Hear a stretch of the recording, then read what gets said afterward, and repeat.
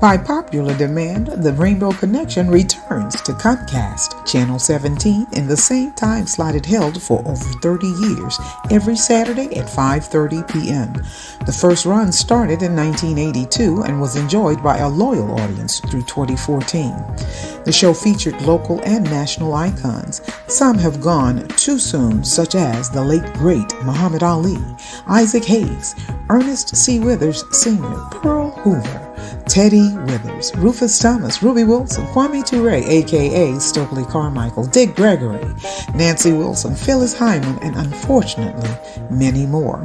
The show also interviewed others like Reverend Jesse Jackson, Sidney Poitier, Minister Louis Farrakhan, Morgan Freeman, Steve Harvey, Vivica Fox, Danny Glover, Yolanda Adams, Fred Hammond, Cedric the Entertainer, D.L. Hughley, and I Pity the Fool, Mr. T. And of course, many local politicians were regular guests, like Mayors Harrington, Wharton, Luttrell, Congressmen Harold Ford Sr. and Harold Ford Jr., Congressman Steve Corn, just to name a few. Then the fashionistas in Dapper Dance could regularly look forward to fierce models ripping the runway. Those were the days. With multi-generational programming of trends, topics, and talent, the show is rebooting to showcase local and national beautiful people making beautiful things happen. The Rainbow Connection is leaning into the future, fresh as ever, with themes of strength, courage, and wisdom.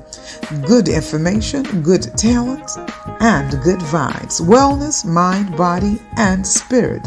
So stay tuned and stay close. The best is yet to come.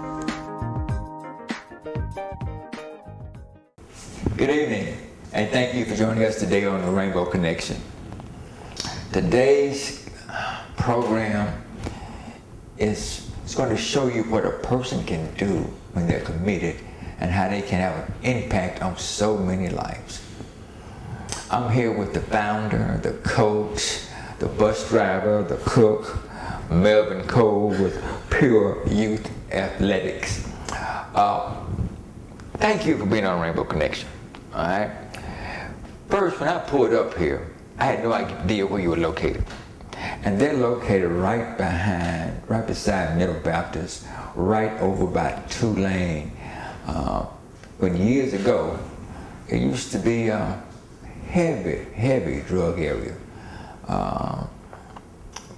But you're right here, and you made an impact. Why did you pick this location? To be honest with you, the location kind of picked me. So we was in the process of trying to acquire some property where to kind of put the foundation of the organization. We had kind of been bouncing around for a few years. And a good buddy of mine had told me about the property, and it was ideally, just like you said, we knew it from back in the day of all the drugs and the different wars and different things like that. So I was very familiar with the area. And so it was just kind of one of those things. I went out here and I kind of walked the land, talked to God, and then we kind of reached out to the owners, and a lot of things just fell into place for us. And so we kind of just made it work from there. So it was one of those things where it picked me, and then it put me directly in the middle of the hood where I can be able to make a real impact, where everybody will be able to see what we're doing for a day-to-day and the people that live in the area on a day-to-day. Awesome. Now, I also need to say this. My wife and my good friends grew up in Tulane. So there's some wonderful people that came out of Tulane apartments, and they got rebuilt, and it's awesome. Now, your program consist of academics, athletics, agricultural, and character building. Absolutely. So, really, the football is kind of the carrot that brings it all together. Absolutely. So, football is just like you said, a carrot, a vehicle. So a lot of times you're here where I tell people you got to meet these kids where they are. You just can't walk in pushing your beliefs and your way of thinking upon these kids. So football allows that medium, that meeting of the minds, so to speak. Gotcha. And then once you get into football, and we all know football teaches so many life lessons with team building, character, work ethic, different things like that. And so when you start there, and then now the kids understand that you care about them, you love them, and then that builds into pushing education, pushing character, different things like that. And a lot of times I tell all my coaches on my staff, kids don't care what you know until they know that you care. So that was one of the things that we preach upon. And so our program is based off of, just like you said, with education being the foundation, with agriculture and STEM, but football being that driving force, that vehicle to get these kids out of generational poverty. You push the 4 R's. Talk about those 4 R's. Absolutely. So the 4 R's is really the recipe of our success, so to speak. And the first one is just relocation. So with the agreement of all the kids and their parents, it's not mandated by court or anything like that. We relocate them. And we have kids that live on campus 24/7, 7 days a week. And then we have kids that live on campus Monday through Friday and go home on the weekend. And it's all about that nurturing environment and that 24-hour academic support. Because at the end of the day, your environment shapes you in some shape, form, or fashion. I tell a lot of people all the time, if all my uncles was doctors, I've been doctors, but they were dealers. We turned out the other way. You talk about the kids stay here. There's nothing free. Let's talk about how can the kids stay here and what makes them appreciate it. Because sometimes you give anybody too much and they just don't appreciate it. Absolutely. I mean, so we got this thing what we call sweat equity. We hold a lot of kids to a high standard, probably a higher standard than a lot of kids that's out running around.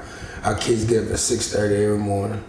They start their morning with a workout, then they go into breakfast, and then they go to school in the morning from 10 to 3, and then they come back and do another workout in the afternoon. Then we have breakfast, and then we have some type of team building or mental conditioning going on to the evening. So it's a commitment level. So the thing about it is, this program is not for the gimme. If a kid is looking to take, this is not the program. We call that the poverty mindset. You wanna figure out what can I give. So PER is providing an opportunity to those kids that want a way out. So when you have kids with that type of mindset, it's easy to kind of help shape and mold and be able to grab resources behind those type of kids. Let's talk about the agriculture part of it. You know, so many of our communities are really a food desert. And the importance of not growing it, but knowing what it does to your body. When you realize that at a young age, that's awesome. Absolutely. And then once again, that's where when football comes back into play. I tell a lot of kids, okay, you want to get big, you want to get strong, you want to run that nice 40, that great vertically. Well, listen, it starts about putting the right things in your body. What you put in your body is a direct reflection of how you're going to perform on the field in the classroom. And then you take it a step further, then you tell them, okay, well, not only is this going to affect your performance on the field, but it's also going to help you in the classroom. So once the kid is able to see how it's beneficial to them, then you get an easier buy-in. I mean, we can easily say, hey, eat this because I said so. Well, that don't really do anything for the kid. And it's not long-lasting. It's not long-lasting. So now once you're able to show them the benefit that they get out of it, then it's more of a buy-in, and then we have adults on site. That's a perfect example. So we grow a lot of our vegetables on site, then we take it and cook it as well. So that's where it started, was just about eating healthy, and that's gonna go carry over into making better decisions, performing high in the classroom, performing on the football field. I tell a lot of adults all the time, imagine walking into your best meeting on an empty stomach. It don't work out well for you. Don't work out well. Now, what a lot of people don't understand is our kids here in Memphis is living in a double the national average of food hardship. So elaborate on that. So the kids in Memphis according to the stats of 2019, we're living in double the national average of food hardship. So a lot of these kids are fighting to get a meal. So when people are wondering why he or she is doing this crime or doing this and this, well, it's really survival. Because if you go back and you look at it, and this is based off 2019 numbers, and I don't think they changed much, but you got kids that's living in double the national average of poverty here in Memphis, and then you got kids living in double the national average of food hardship. Well, of course, those two things right there is going to affect our education. Sure. And we always know affect our education is a direct reflection of our crime here in the city. And let's not even talk about the mental challenges with COVID and just life and Right. that. And see, that's another thing that a lot of people don't understand is, man, these kids go through so much at an early age. And it's one thing to go through something, but it's a horse of a different color, not understanding how to process it and being able to go through. So we done had kids that had about 2-3 deaths of close friends in the matter of 3 or 4 months. But they haven't had time to grieve or understand the process of getting over. So you kind of repeating that cycle. So it's a lot of things that go unthought about. Sure, right. When it's coming to the inner city kid, everybody is so quick to point the finger on why they do this and why they do that.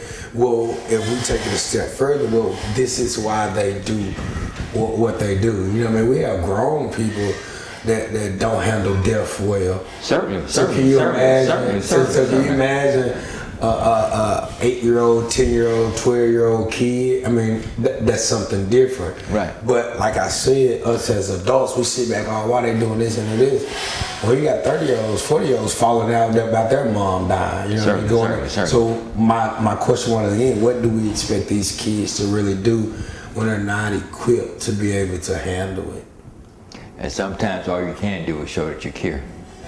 At the end of the day, that goes a long way. You know what I mean? When a kid knows somebody cares, that's impacting that kid's decision.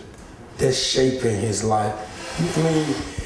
And when somebody else see that you care, then they maybe start caring. See, caring goes along. Contagious. Yeah, it's kind of rub off things. And that's what we just preach. It's all about, man, loving each other and caring and working towards a common goal. I'm dating myself now. They don't teach civics in class anymore, but talk about the importance of being a good citizen. And a lot of times we just take that for granted and don't think it's important, but citizenship. That's the mark of it. You hear me tell my kids all the time, the mark of a great man is leaving a place better than when he found it. That's ideal right here. We're in this perfect area with Middle Baptist right there. We just got the new Blue Cross Blue Shield Church, and every time we go up there to use the park, when it's trash, the boys are like, "Coach, what are you doing?" I said, "Guys, listen, this is our community too. This is a direct reflection of us as well." I said, then when somebody sees us taking care of the park and picking up trash, that's gonna do what? 2 things. It's either gonna A, motivate them to keep the park clean, or what? B, join in on it. Mm-hmm. And so that's why I tell, that's the biggest thing. When you see pick a paper, pick it up. It don't cost you a dime to pick it up. You know what I mean? Instead of stepping over, it don't cost a dime. Instead of throwing paper out the window, it don't cost you a dime to wait till you get home, or you get a corner store. And that's the important things that we try to teach our kids. That goes a long way, because you hear a lot of people talk about karma. Well, the part what they don't tell you about karma is good too. If you put both ways, it can work both ways.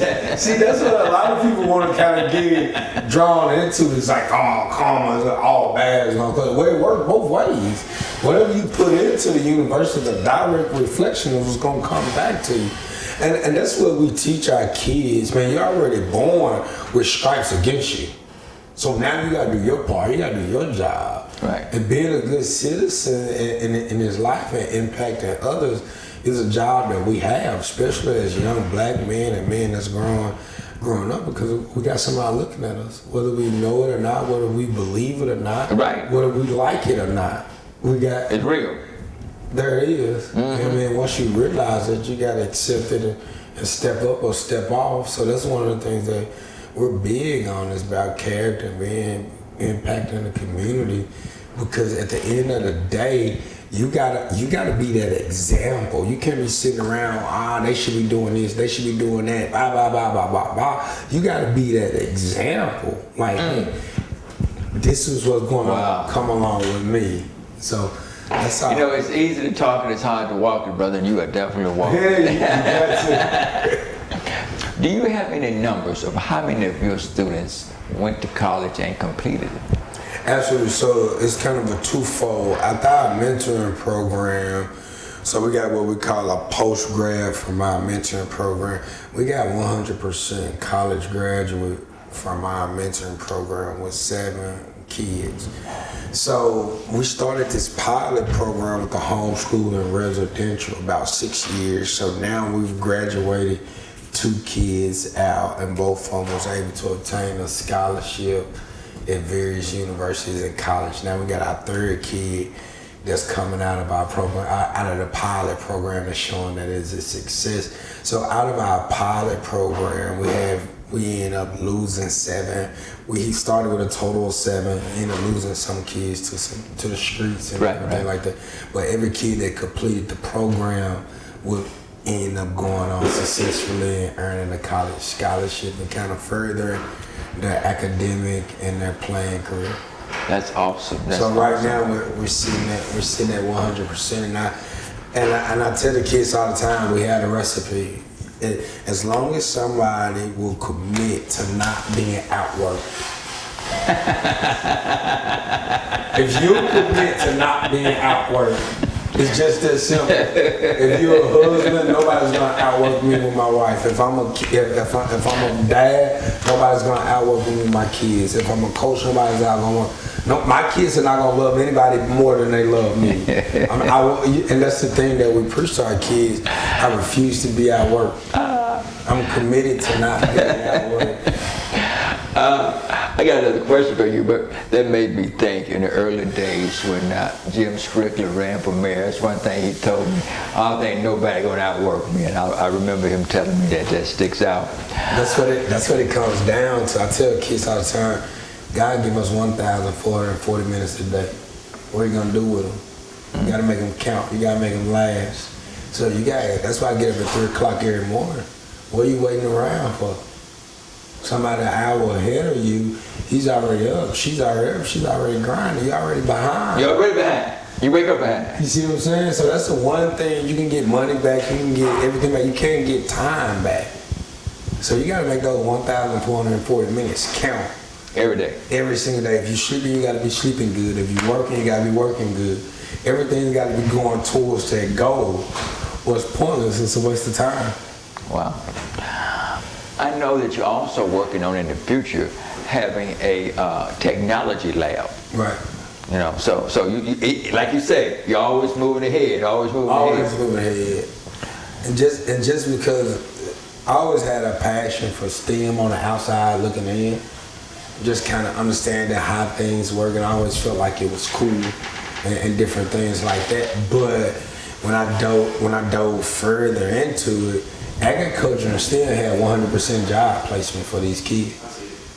That speaks volumes. So now that was an even bigger incentive for me. But like, wow, okay, now it started off as something cool and just wanted to get the kids involved. And something that was not being done. Right, that wasn't being done. Now it's like, okay, not only is it cool, not only can we get the kids involved and learn, but now you're looking at after college, you got 100% job placement.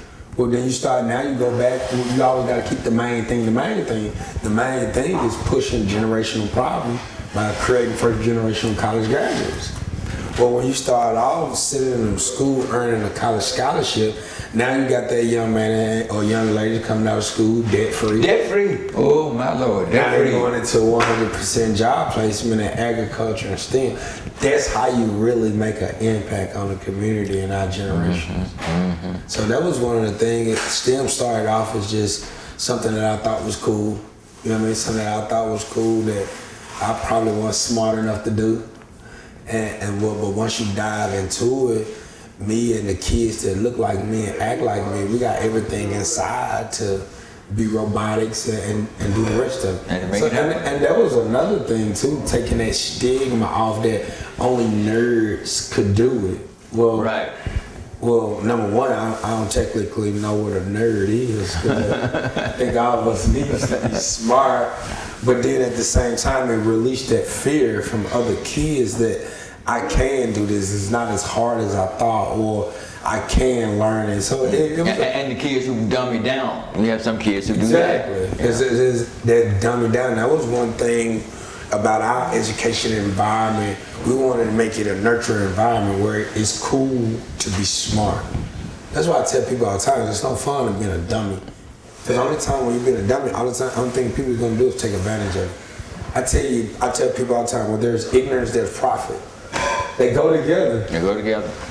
Let's talk about the early days before we got here, and how many trees were out there, how many had to be, and the help, and because it takes a team to do this. Absolutely. The partnerships, the whole nine. So this had just happened. It wasn't a field when you got here. No. Talk about that. Man, it was a journey.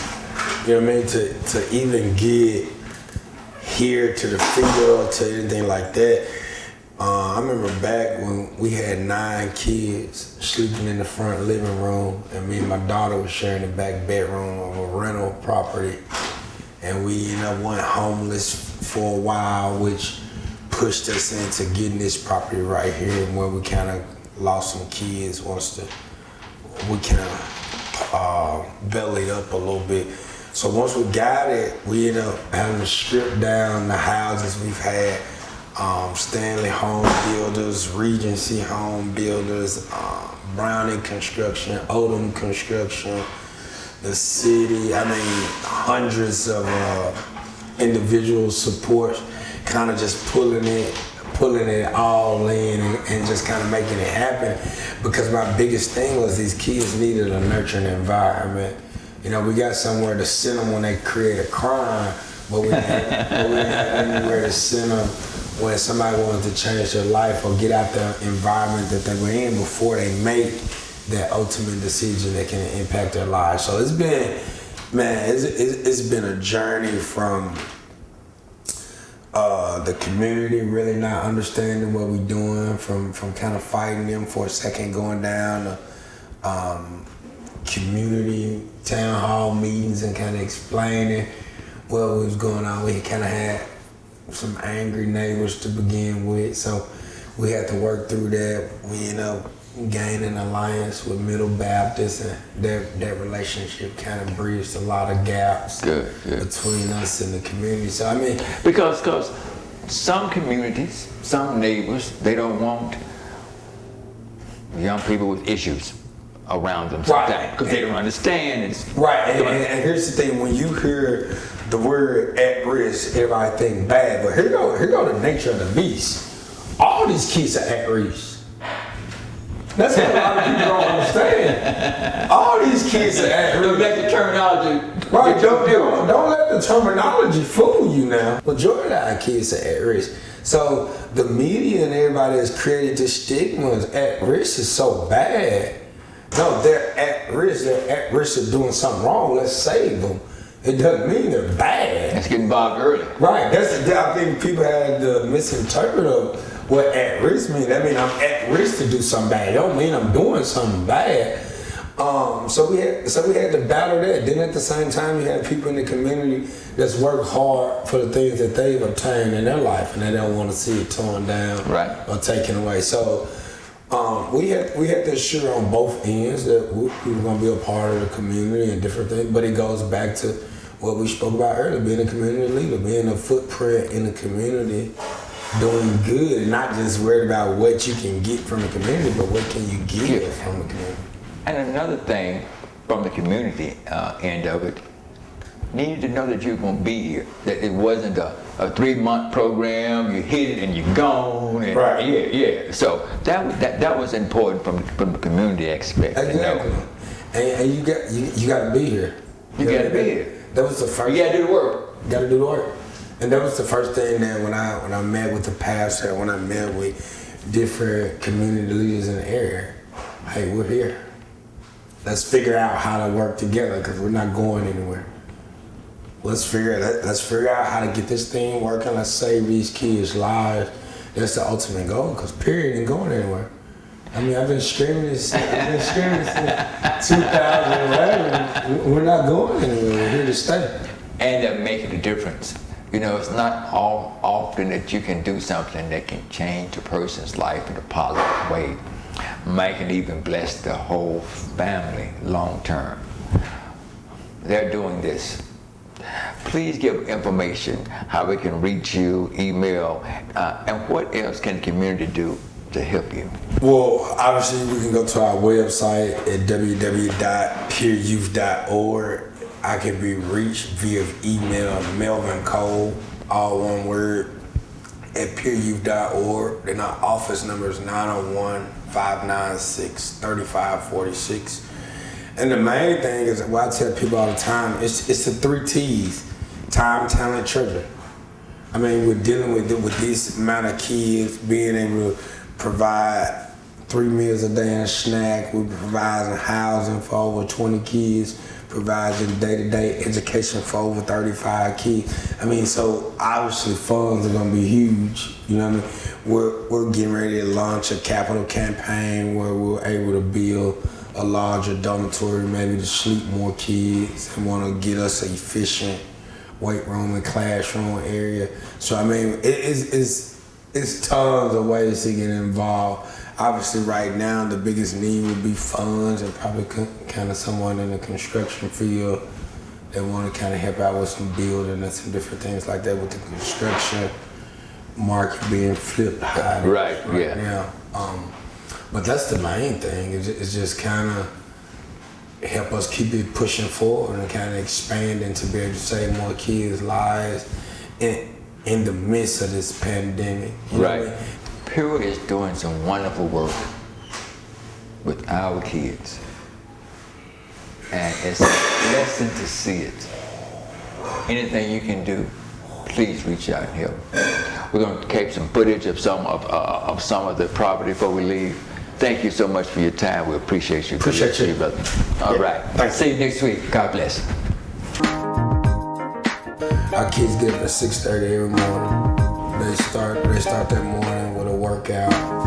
Then they go into breakfast, and then they go to school in the morning from 10 to 3, and then they come back and do another workout in the afternoon. We grow a lot of our vegetables on site, then we take it and cook it as well. So that's where it started, was just about eating healthy, and that's gonna go carry over into making better decisions, performing high in the classroom, performing on the football field. Good information, good talent, and good vibes. Wellness, mind, body, and spirit. So stay tuned and stay close. The best is yet to come.